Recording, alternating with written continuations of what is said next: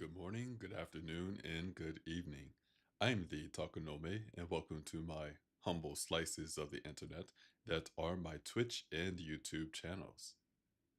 How is everyone doing today? I hope that you're having a good week so far, and maybe even a good day today. And if that has not been the case for you, hopefully this reading stream could be a bit of a bright spot to your day. I see that we already have Mythical in the chat. Hello, Mythical. I am back and ready for a great stream. Well, I certainly hope that this will be a great stream. Tonight, we are going to continue reading Clockwork Twist, Book 9, Home by Emily Thompson. Now, if you happen to be new to the reading stream, somebody's car alarm is going off. Hopefully, it can't be heard. But if you are new to the reading stream, allow me the opportunity to introduce the author to you. Emily Thompson is a non-binary author and artist originally from Northern California. Although they adore steampunk and all things Victoriana, they also write science fiction and fantasy. After studying film and animation in university Emily changed to a Japanese language focus and studied in Tokyo. After receiving a language degree and spending a number of years abroad, they now live in Washington and spend most of their free time writing in coffee shops, painting, crocheting plushies, coding, and playing lots of cozy video games. I'm hoping. Well, there goes the car alarm. It sounds like it stopped. But where was I thinking? Oh, that is the author. That is our author tonight, Emily Thompson. And also, hello, Robsy. Happy birthday, by the way. Hope you had a good day today. We got a nice yay from Mythical. Let's see, did I forget anything here? Oh, as always, before we begin the stream, before we get into the stream earnestly, I suppose, we also go over the news for this channel. Now, since I've taken a step back from streaming and mainly do the reading stream, basically any news for the channel is basically news for the reading stream, which we do have some news for this channel. So, I mentioned last stream that in June, we are going to switch to a new schedule. So instead of Saturday evenings at 8 p.m. Eastern Time, we will be moving that to Sunday evenings, 8 p.m. Eastern Time. So it will be the same time of day, but it will be a day later. And we will start that June 1st. As a result, we have 2 more scheduled reading streams for this month, next Saturday and the Saturday after. Saturday, May 31st, we will not have a reading stream, but we will have the reading stream on June 1st, the next day.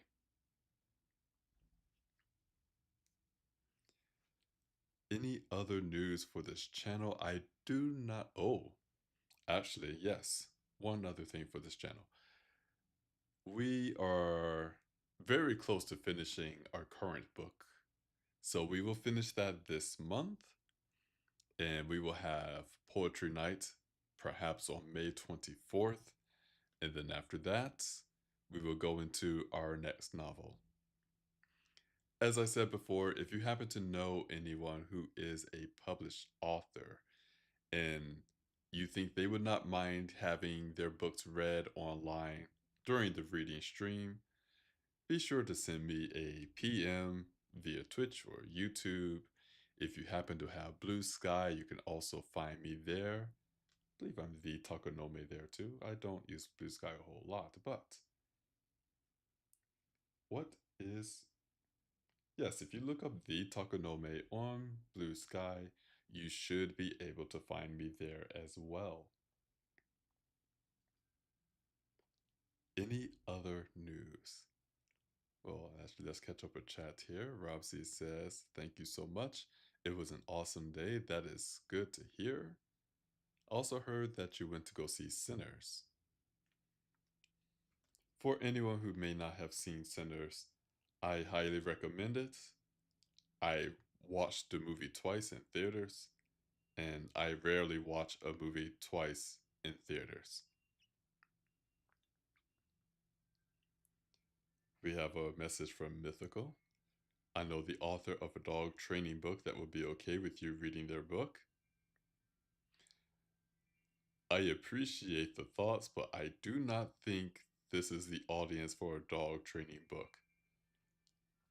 I could try to make that compelling, but that is a lot of work.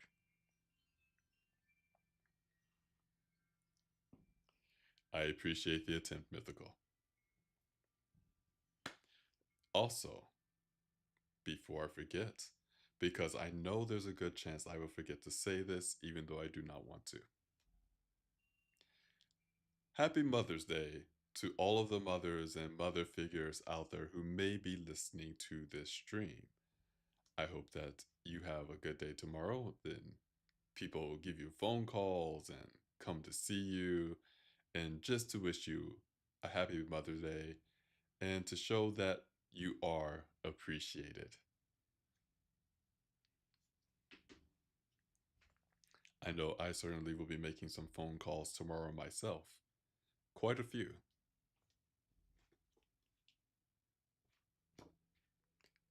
With that, I believe we are about ready to begin. I have my tea ready to go, as well as my giant bottle of water. And we are currently. Oh, I'm sorry. One other thing before we begin. I promise this will not be long. Today will probably be a shorter stream because we are on page 280 and we do not have a lot of the book left to go. It is not enough to finish tonight, but it is more, but it's not, it is too many pages to finish tonight, but it is not enough for two full reading streams. So we're going to do about half tonight and half perhaps the following Saturday. But again, this is Clockwork Twist, Book 9, Home. We are on page 280. Let's begin.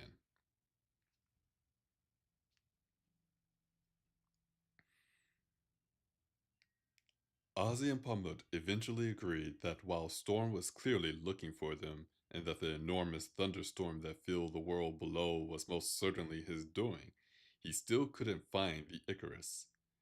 Pumut's magical warding was not just obscuring their cabins, as Twist had thought. He had also placed charms all about the ship, tiny symbols drawn in white paint on pale wood, which Twist only now noticed, in corners and beside doors. Thanks to the boys' efforts, the entire airship had been rendered invisible to all Fae. Quay, Howl, Kima, and Jonas all agreed that the thunderclouds were acting very strangely, lying flat and low in the sky, rather than building into dark, billowing towers like thunderstorms normally did, and therefore must be artificially created by magic. Pamuk confirmed that Storm's magic would certainly be capable of finally controlling all manner of weather. His namesake was more descriptive than Twist had first thought. The reason for the thunderstorm, it seemed, was because Storm couldn't see the Icarus. For all her warding, the airship was still a physical object. If Storm were to lay a hand on the airship, he would surely feel it. If they tried to fly through the thunderstorms, any disturbance in the flashing, slate gray clouds would alert Storm to their presence. Even with the Icarus's speed, the thunderstorms had surrounded them from below so quickly that Twist now couldn't see the edge of them at all. They might be safe in the clear air above, but they would cease to be the moment they descended. Ah, I guess you're right, Howell said to Jonas.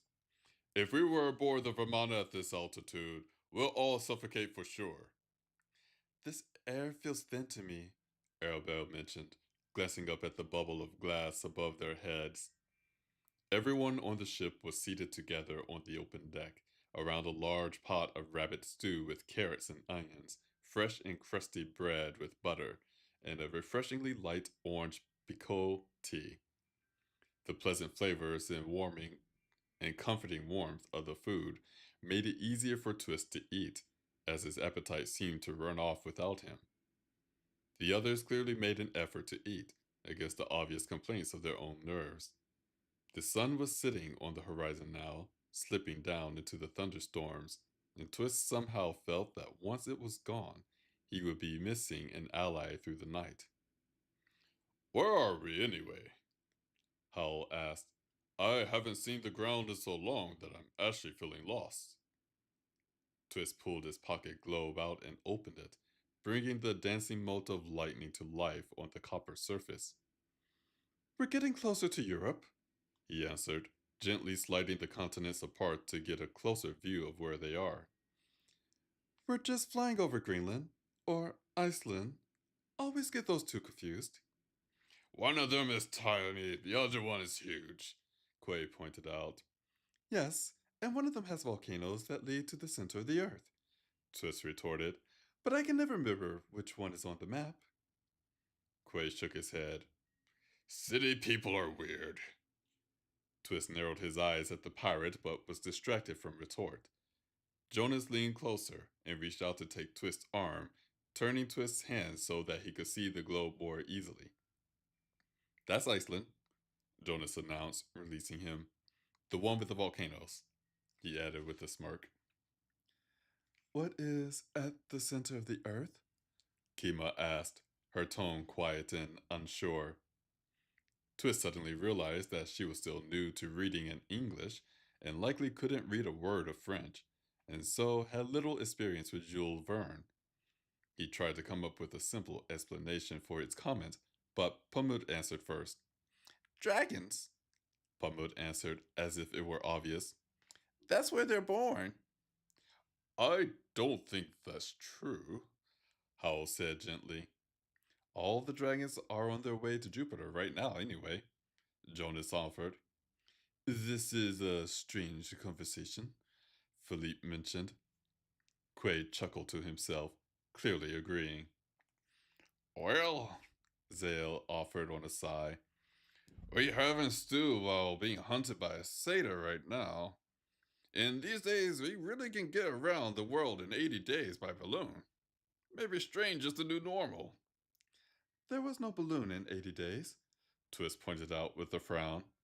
Phileas Fogg and Passepartout took every other form of transport, including an elephant at one point, but not a balloon. Quaid chuckled again. Now I see. You might not know which country is which, but you do know your silly novels back to front. Don't try to argue Twist out of his silly novels, Jonas said to Quay. It's impossible. Twist glared at each of them. There's nothing wrong with silly novels. Certainly not, Mira added primly. I love the ones you read to me. Twist gave her a grateful smile. Mira patted his arm supportively. Before anyone else could voice their opinion on the merits of fiction, the airship suddenly wobbled in flight, startling everyone. Their food forgotten, everyone jumped to their feet and rushed to the nearest side of the ship. Twist's heart began to pound, fearing that storm had suddenly found them. But looking over the side, Twist saw the thunderstorms below churning and boiling, flashing with peppered lightning, but not advancing. If anything, the clouds appeared less thick here, and Twist thought he could see fissures and valleys now in the failing golden light of sunset. The Icarus leveled out almost immediately again and continued flying smoothly away from the sun. Jonas, do you see him? Howell called from the other side of the deck, where everyone on his side of the group had gone. Standing beside Twist, Mira, and Quay, Jonas shook his head. No, it's not Storm. At least I don't think it is. Well, what can you see? Quay asked. Strong updrafts, Jonas answered, frowning. That was just a blast of hot air that hit us.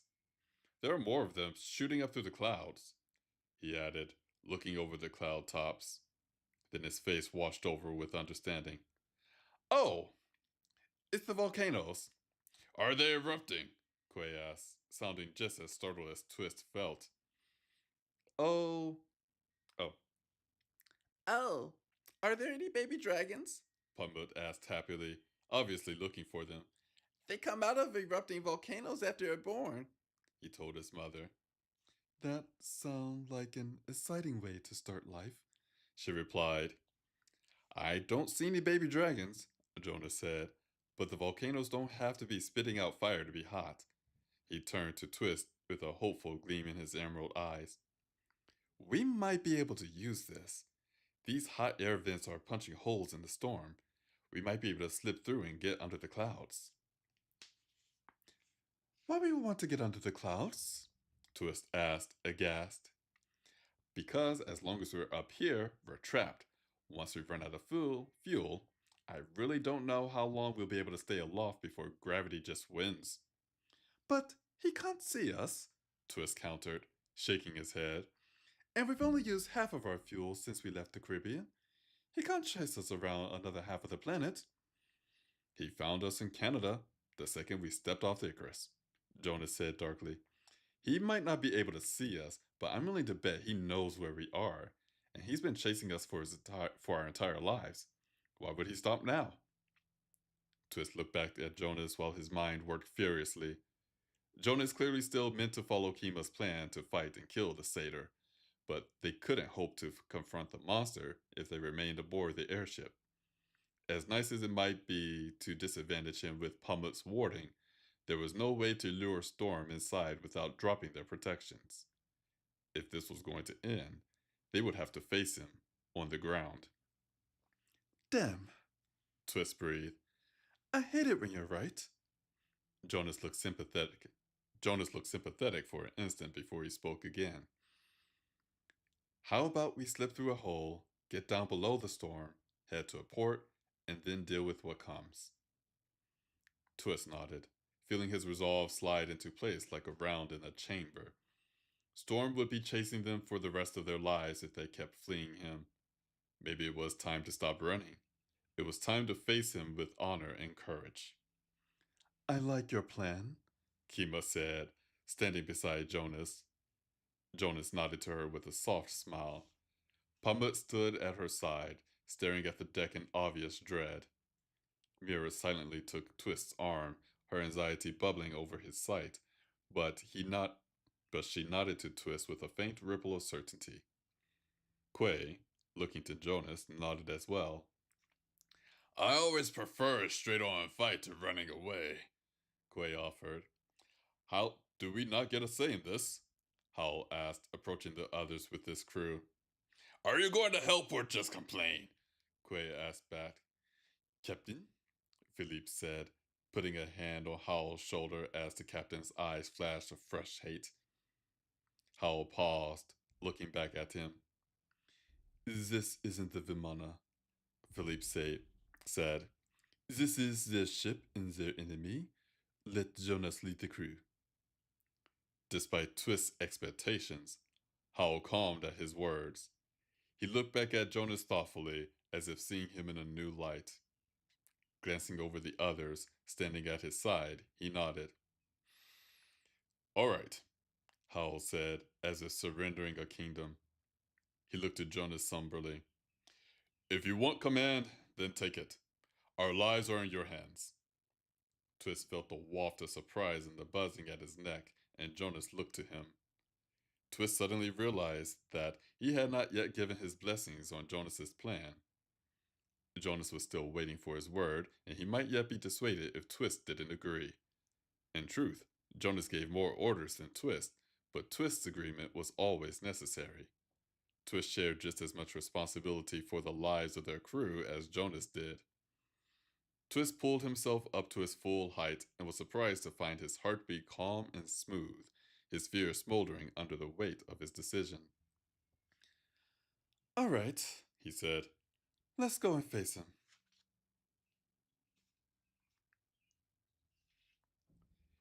Here we are, we're taking a chapter break. I see mythical wrote to all the mamas and future baby mamas.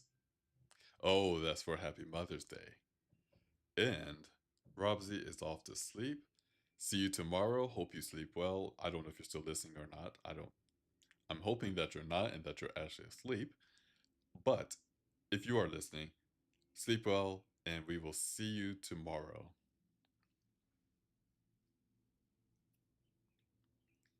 Meanwhile, we're going to take a nice sip of our tea.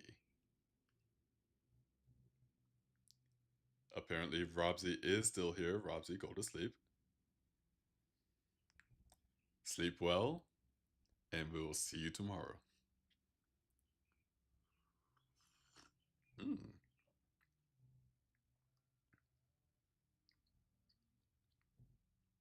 Oh, that's different.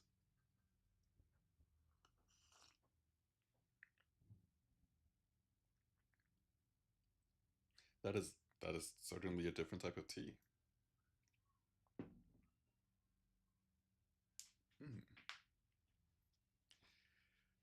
Before we go into our next chapter, I want to thank you all for joining this reading stream, whether you're here live on the VOD, not live on the VOD, but live here during the stream, or you're watching the VOD on Twitch or YouTube. I hope that you are enjoying the reading so far as well as the story. Something I'm thinking about. This should have went under announcements, but I'm going to say it while it is on the top of my mind. I have heard from some new listeners and whatnot that although they do enjoy the reading of the stories and the reading stream, that sometimes they do not know what is going on in the story. So something I'm thinking about doing starting with the next book is having a segment to do a recap of what happened last. Now, we're currently on book 9 of this series, so there was a lot that happened before this, which again, to everyone who's joining the stream, thank you for joining because I know it cannot be easy to join the story one towards the end of a book that's honestly getting close to the end of the series because there are 12 books in this series. So it does mean a lot that you decide to come here, listen to the story, and stick around.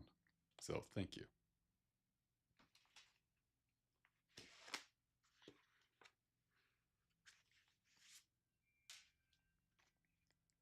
With that, I believe we are ready for our next chapter.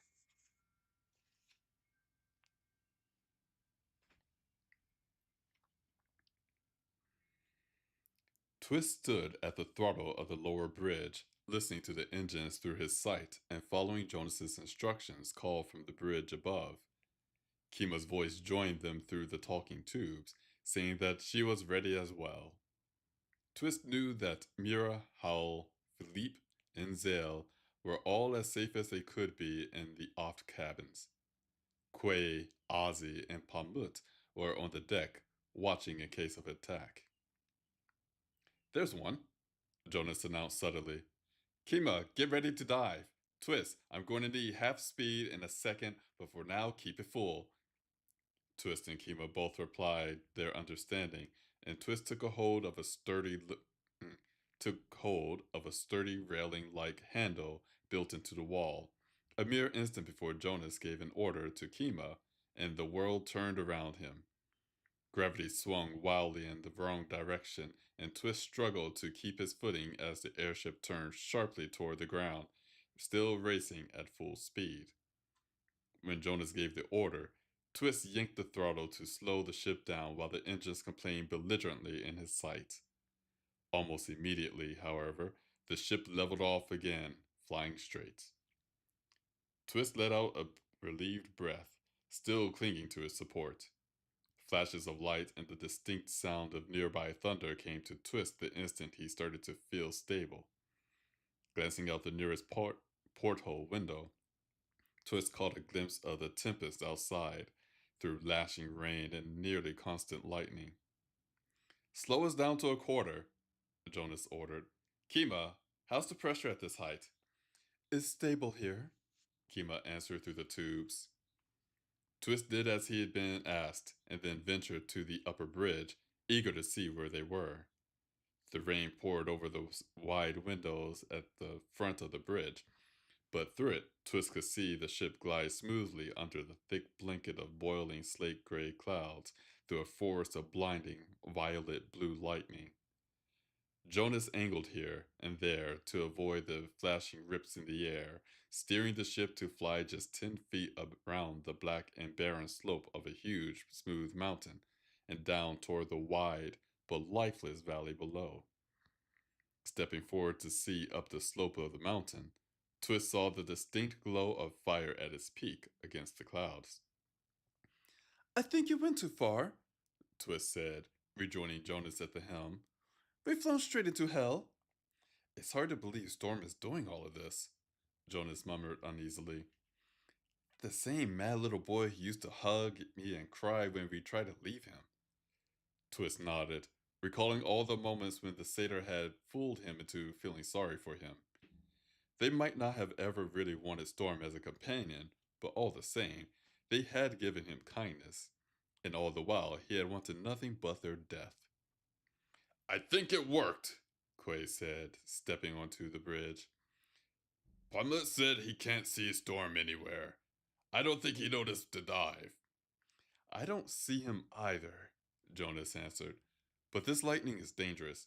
We should try to dock somewhere and pull the wings in. Are we near any port? Twist asked. I don't see one, Jonas answered. This black rock is from the eruption, he added with a nod to the black landscape now. Some of it's still hot. If there was a town around here before, it's gone now. What about that lake? Quay asked, pointing ahead. It's lower than the rest of this ground. We could drop anchor and float close to the surface. Lightning still hits water, doesn't it? Twist offered. Sure, but it usually hits the highest thing around, Quay answered. The lake is at the bottom of the valley. I haven't got a better plan, Jonas said, already pointing the airship toward the wide, shining lake at the base of the volcano. Then, he suddenly gave a curse and yanked the helm to the right, an instant before a near solid wall of lightning strikes filled the air right along their path. Twist and Quay both gave startled cries, clinging to whatever they could to hold themselves steady as the ship tilted into a sharp bank. Before Jonas could bring the ship level again, another swath of electric fire rose directly in front of them again, causing Jonas to swing the ship back toward the lake. Right, the lightning doesn't make sense, Jonas gasped, bringing the ship level. To hell with it. Twist, give me top speed. Twist raced down the stairs without a pause, diving for the speed controls. Wait! Jonas shouted as Twist's fingers reached the lever. Full stop! Twist didn't argue and threw the throttle to a stop instead. The airship slowed so quickly that Twist nearly lost his footing. He took a few steps to the bow to keep his balance as he heard Jonas curse again. What happened? Twist asked, turning to look through the nearest porthole window. Now that the ship had come to an abrupt stop, Jonas likely using the rudder and flaps to stop more sharply, Twist saw a figure in gleaming white standing on the edge of the lake just before them. At a second glance, Twist realized that Storm was standing on the surface of the lake itself, while white ice crawled across the lake from Storm's hooved feet and into the distance, as the lake froze over and the rain turned into snow. The hot black rocks at the shore gave out billowing clouds of steam, and their screams added to the percussive sound of the lightning all around them. Storm's pink eyes glared up at the Icarus through the snow, steam, and flashing light, and Twist felt fear rush up his spine. Can't he see us? Twist called, rushing up the stairs to join Jonas and Quay. He's just standing there, Quay answered. He knows we're here, Jonas said. It's got to be some spell or other, but that lightning was definitely aiming for us.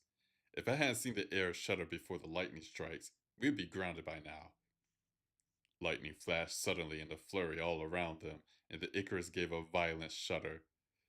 Twist's heart pounded in his chest as animal panic threatened to steal his reason, while the airship dropped a few feet as well. We've been hit! Quay gasped, gripping the nearest support. Land us before we crash! Jonas didn't argue at all, his hand already moving. Kima, bring us down just a hover, he called through the nearest tube. Twist felt his stomach move on its own as the ship swiftly descended toward the ground. He braced for landing, but the ship stopped without even a bump. Jonas pulled the wings in at the ship's side. We are just a few feet up, Jonas said, watching the gauge. If we land on this rock, it could wreck the balloon. But if we fall from here, it shouldn't hurt too much. Twist, don't let the engines go cold, he ordered. Twist nodded, hurrying down to the controls. As he worked, dropping the heat of the fires in the engines but leaving a slow trickle of fuel that will ensure they remained smoldering, another violent bout of flashing rent the air outside with a terrible crack that stung at Twist's ears. This time, however, the ship didn't shudder as the lightning missed them. Twist opened the vents inside the engine to keep the chambers warm and ready to fly away at a moment's notice. His work done, he hurried back up the stairs. I'll go and face him, Kima said, standing now beside Jonas. Her grim expression was trained forward at the monster that stood at the frozen lake. Her long hair was tied back in a tail. The large kitchen knife was already strapped to her hip with a cord, and a length of chain hung from her hand. You should stay handed, she said to Jonas. You're not going to fight him alone, Jonas answered. Kima looked to him with a ghost of a smile. I didn't say that. I'll take my charm off to distract him. As long as he only sees me, I might be able to distract him long enough for one of you to get the jump on him. Have I told you today that I think you're wonderful? Jonas asked, his tone not changing in the least. More than once, Kima said with a fuller smile. But come along. He's just going to keep trying to hit us with lightning until he sees someone.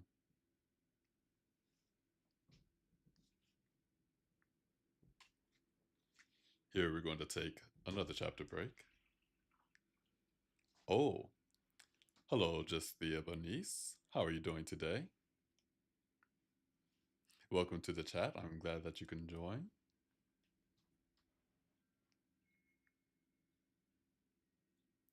For those who may not know, but Justhea Bernice is actually my real life little sister.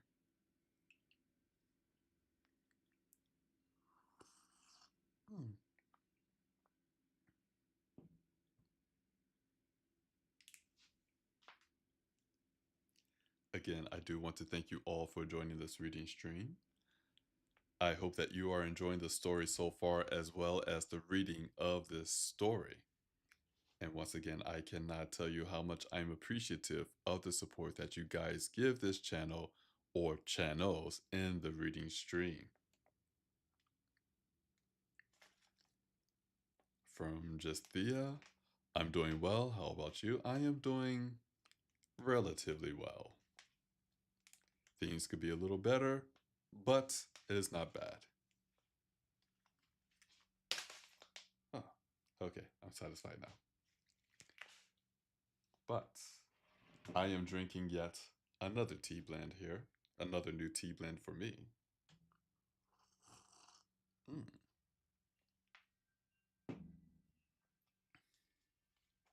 Let's see. This tea blend that I'm drinking tonight is called Rogue's Revenge. It's very D&D inspired, I believe. And I want to say I read this one, the description for this on stream as well. However, Rogue's Revenge, the ingredients: rooibos, yerba mate, cinnamon, and ginger. And I can certainly say this tea is very cinnamony. It's not like Elixir of Luck that made me think of Christmas Eve. This one just makes me feel like, honestly, feels like I got water and I put a cinnamon stick inside of it.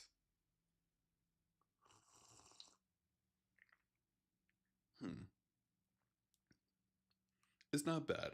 It tastes like a normal cup of tea with splashes of cinnamon. I would say I personally believe that the cinnamon is a little too strong in this blend, because if there is ginger in here, I can see the bits of ginger in this tea, but I think I think the cinnamon may be overpowering it. It's not a bad tea, but it's not an Anansi's Web, that's for sure. Again, I enjoy Anansi's Web and the Fairy Queen Clockmaker. Gotta wait for that to go in stock again.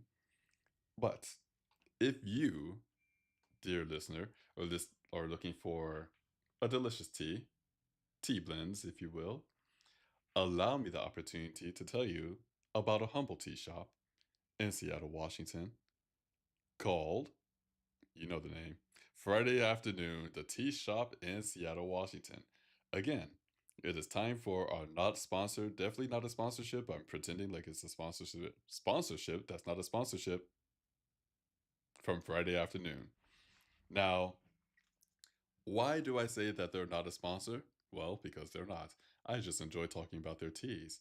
But you too can talk about their teas if you go to www.fridaytea.com, where you'll find a wide selection of teas that I'm pretty sure you'll find some that will tickle your fancy. In fact, speaking of tickling fancies, allow me the opportunity to tell you about this one tea called Starship Iris. Iris being Iris. This tea is one of their podcast collab blends from the community collabs. But the description of this tea goes as follows. Whether you're repairing your cobbled together spaceship, relaxing with your ragtag crew, or looking for a way to flirt with that cute scientist, a cup of tea is always a good idea. This bracing Koopa is sure to fuel your mission and make you popular with your shipmates. Smexy smoke slides between velvety violet flower and perky black peppercorn, and bergamot brings the boldness. Ingredients: black teas, black peppercorn, sweet violet, bergamot oil, and pine smoke. And we have one review here. It is 5 stars from 2003, April 2003. The review goes as amazing. I bought this tea at ECCC or ECCC. We'll go with ECCC. I bought this tea at ECCC this year, and I have been obsessed with it since. It's just the right amount of smoky and so good. You should definitely try it. That sounds like a ringing endorsement right there. So, if you want to try that tea or any other teas, like, oh, say, well, it's not available yet, but Autumn, Anansi's Web, delicious. Fairy Queen, if it happens to be around, delicious. Nevertheless, if you are looking for any of these teas that I mentioned or any other tea that may tickle your fancy, not tickle, but tickle your fancy, try Friday Afternoon, the tea shop in Seattle, Washington. Again, the website is www.fridaytea.com.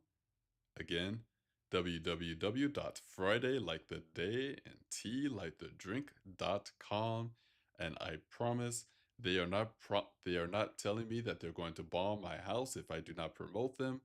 No, my house is 100% safe from Friday afternoon bombings. I just enjoy talking about their teas.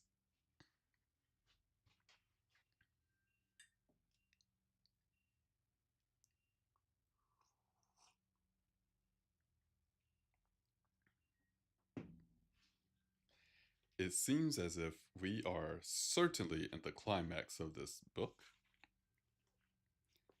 but looking at the pages, I believe we'll have 1 to 2 more chapters to go.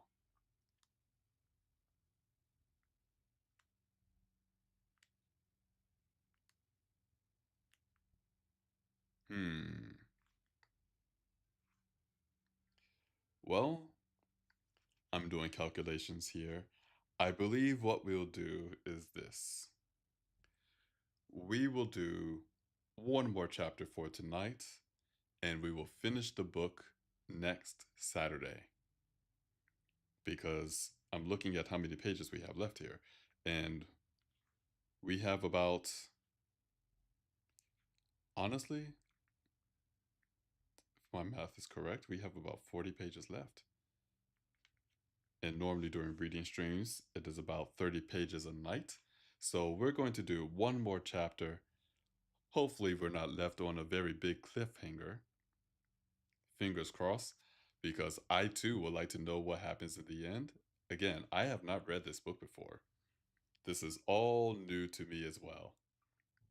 So I am looking forward to seeing how this conflict resolves. and if we'll be able to finish it tonight. As far as the conflict goes, let's find out. So here we are, next chapter.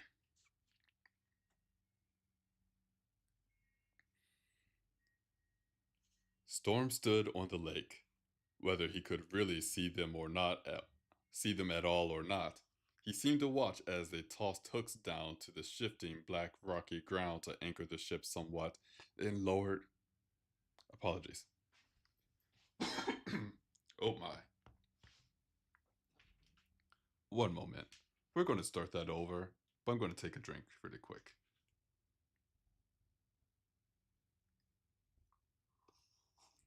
Mm.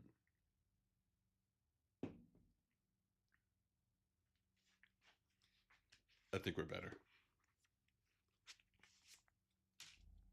Let's start this chapter over again.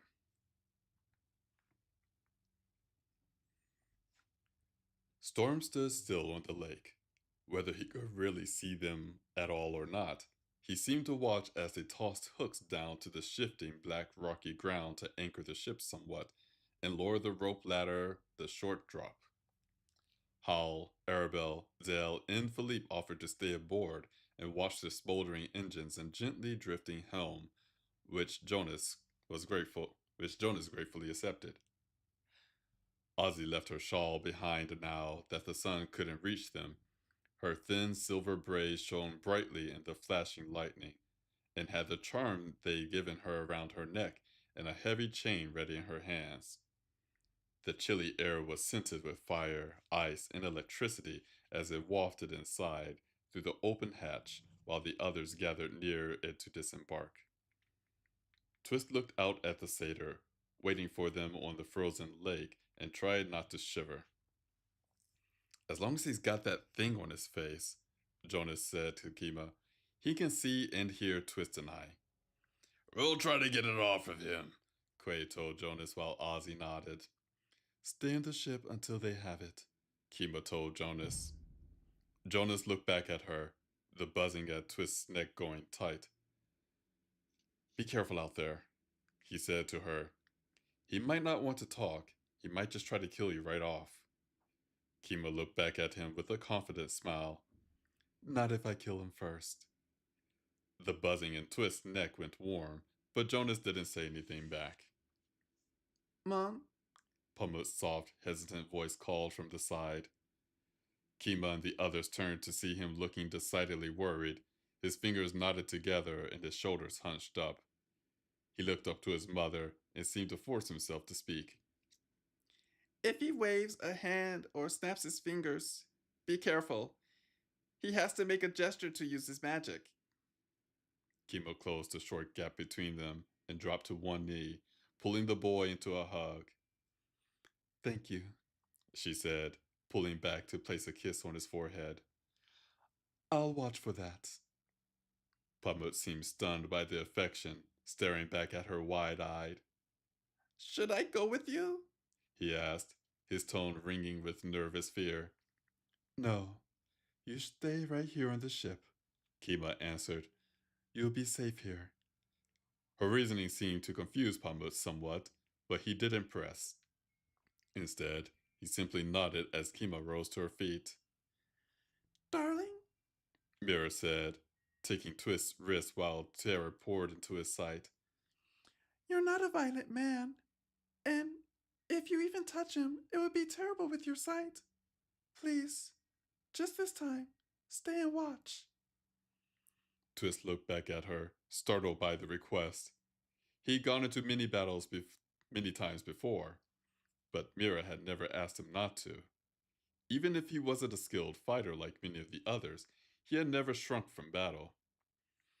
She's got a point, Jonas mentioned, calling a shocked look from Twist. Storm wants us both to die at the same time. He can't hurt me if he doesn't have you, too. One of us can fight him, but both of us shouldn't. Twist knew Jonas's logic was sound, but his pride writhed with the idea of staying behind and letting his friends go into danger without him. Before he could reconcile this, another bout of furious lightning tore through the air all around them, and one bolt hit the airship's tail, making it shudder and bob like a rubber toy in a bath. The impossibly bright, flashing light darkened Twist's perception for a moment and left jagged black lines in his vision as it returned. His ears started to ring as the thunder died. Everyone caught their footing quickly, and the airship remained floating above the rocks. All right, fine, Twist said when his hearing returned. You're right. I'll stay, he declared, fighting the bile in his throat. Thank you, Jonas said, sounding relieved. Go, he ordered, turning to Quay, Kima, and Ozzy, before he hits us again. Everyone fell silent as Kima started to climb down the ladder, followed closely by Ozzy and Quay. Howell and Zell remained on the bridge, but everyone else on the deck watched as Kima reached the ground at the edge of the frozen lake and stepped calmly closer. Quay and Ozzy hurried ahead of her, watching closely as Storm didn't seem to notice any of them, yet despite his standing only a few yards away. Twist watched Kima pull off her bracelet and the charm that it carried, and it dropped onto the ice. Storm reacted instantly, his pink gaze snapping to her and his expression flashing with mild surprise. Kima continued to step closer as she called out to him. I'm not going to let you hurt anyone else, she shouted, her voice returning to Twist and the others clearly on the wind. You never had any real control over me, Storm replied with a wicked grin, his voice sounding uncannily like Pamus. Quay and Ozzy hurried over the ice to him, Ozzy with her chain and Quay's empty hands. Kima continued to move calmly closer. Storm focused on her, and he failed to see the other two. Besides, Storm went on, I'm not here for a family reunion. Where's my master? Your master is gone, Storm, Kima said acidly. Storm's face split into a horrible sneer as Quay and Ozzy reached him. Twist held his breath, watching Ozzy hold out the chain, ready to attempt to catch him. Storm jerked, looking at her sharply before she could, and raised a hand. Ozzy flew off her feet and back, landing 20 feet away from the ice. Mira gasped in fright, but Ozzy caught her feet quickly and rushed closer again. Kima shouted Storm's name, calling his now furious glare to herself as Quay lunged for him. No! Jonas shouted, watching Storm raise his hand toward Kima now. Quay had already thrown himself at the satyr before he raised his hand, and he tackled Storm down to the ice before anything magical hit Kima. Storm's enraged cry mixed with a peal of thunder from the sky as he thrashed and fought against Quay, but Quay was much larger and managed to snatch the single lens contraption clear off of Storm's face. Jonas practically dove off the airship, rushing down the rope ladder to the ground. Twist nearly followed after him but stopped himself with difficulty. Jonas was safer if Twist was further away. Mira held tightly to his hand, her fear wafting over his sight while she watched. Pamut was silent as stone, staring wide-eyed at his mother and his idol. I should go, Arabelle said, stepping closer to the ladder. Philippe grabbed her arm, holding her still. No, your sight is too valuable to him. If this goes wrong or he magically whisks them away or something, we might need it.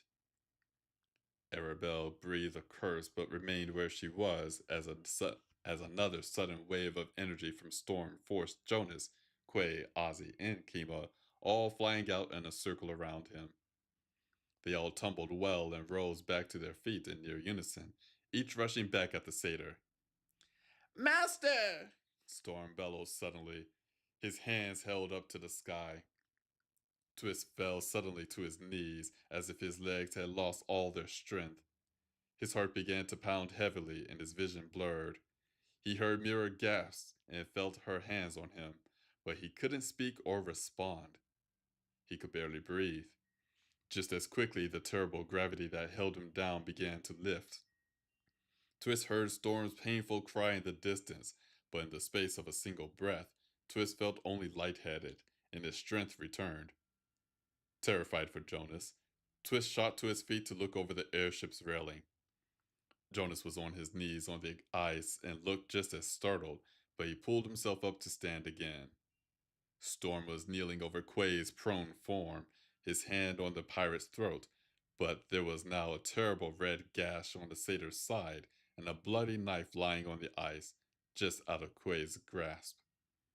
Quay struggled to free himself, but despite looking like a 10-year-old boy, Storm's single hand held the man down and trapped. Jonas, Kima, and Ozzy all rushed to his aid, and Ozzy threw the chain she held at the satyr.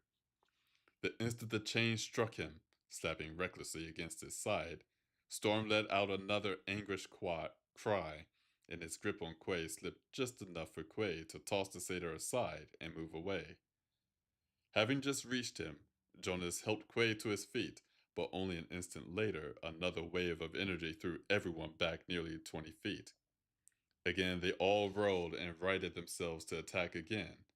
Storm, however, still only saw Kima. Stop!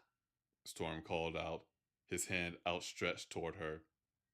She stopped dead in her tracks, an instant before a brilliant, blinding bolt of lightning erupted from the ice at her feet, and slicing its way up to the clouds. Twist's vision went black for an instant in the fierce light of the blast, his ears rang with an electric roar. Terror shot through his heart as he looked to see Kima now on her knees.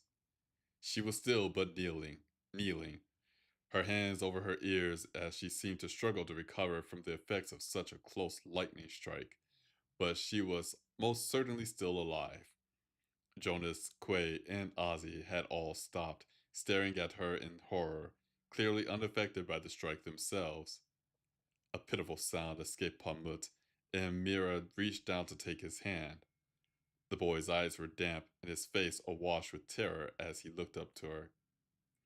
If one more phantom touches me, I kill her! Storm shouted into the air. Do you want that? He roared, as the clouds did the same. Even at this distance, pure rage flashed through the buzzing at Twist's neck, and he watched Jonas leap at the satyr. Not seeing him coming, Storm was thrown heavily onto the ice. Jonas knelt on his back and pinned both wrists to the ice. Storm let out a painful sound as he hit the ice, and Twist saw blood at his mouth as he struggled to lift his head. The satyr's face was an inhuman mask of rage as he squirmed and shifted, doing all he could to free a hand as the clouds above growled on their own and lightning flashed everywhere around the lake. Kima was on her feet again and running closer when Ozzy reached Storm and swiftly wrapped his left wrist in the chain. Storm screamed in pain as the chain touched him and the lightning stopped. Quay put both hands on the satyr's other arm, helping Jonas to hold him still. Kima dropped to her knees before the monster, the knife in her hand.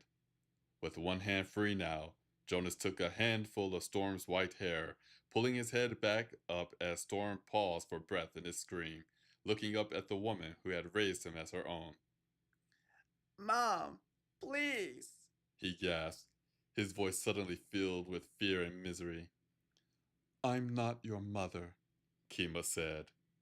Lightning flashed again, striking everywhere but hitting nothing but rock and ice, while Storm gave an inhuman wail of rage. Do it! Jonas prompted.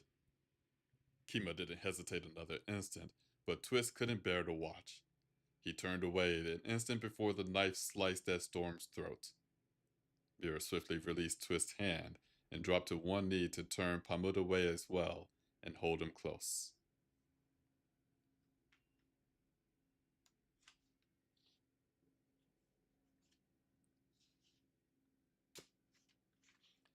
And with that, we are coming to the end of the reading stream.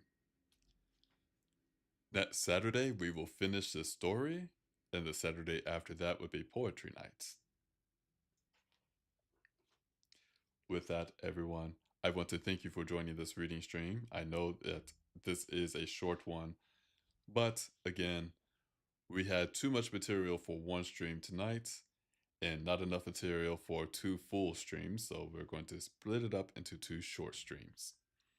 Nevertheless, I do hope that you all have a wonderful day or evening, whatever time it may be for you. Thank you again for joining. Happy Mother's Day to all the mothers and mother figures and anyone who's even aspiring to be a mother. Happy Mother's Day. And with that, I will see you next time. Until then, take care and bye bye.